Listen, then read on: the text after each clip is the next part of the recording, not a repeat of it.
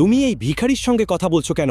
ওকে 50 টাকা দাও আর এখান থেকে সরিয়ে দাও। ঠিকভাবে কথা বলো, ও আমার স্ত্রী, বুঝলে? কি বলছে?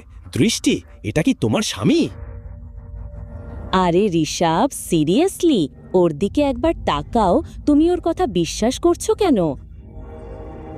ওর অবস্থা দেখো, ওর পাশে দাঁড়াতেই আমার লজ্জা লাগছে। তুমি ভাবছো ও আমার স্বামী হতে পারে? হতে পারে ও দান চাইতে এসেছে। ওকে কিছু টাকা দাও আর বিদায় করো। এই লোকটা কখনোই আমার স্বামী হতে পারে না। স্যার, আমার ইউএস যাওয়ার ফ্লাইট আছে 30 মিনিটের মধ্যে। তোমার টিকিট দেখাও। স্যার, টিকিটটা ভেতরে আমার ম্যানেজারের কাছে আছে। এই যে, বেরিয়ে যাও। এটা কোনো বাস স্ট্যান্ড না, এটা এয়ারপোর্ট। কেউ এমনিই ঢুকতে পারে না। স্যার, আমি অনুরোধ করছি, আমার ইউএসএল ফ্লাইট 30 মিনিটের মধ্যে। টিকিট ভেতরে আছে।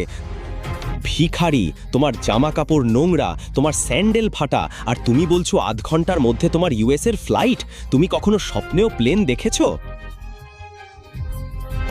আমি ভিক্ষা করছি স্যার, আমার ফ্লাইট আছে, দয়া করে আমাকে যেতে দিন। এভাবে যেতে দেওয়া হবে না, আমি অনুরোধ করছি স্যার।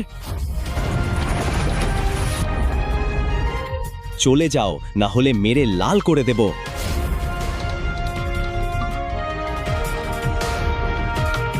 ও হ্যালো। ঠিক তখনই শিবমের স্ত্রী দৃষ্টি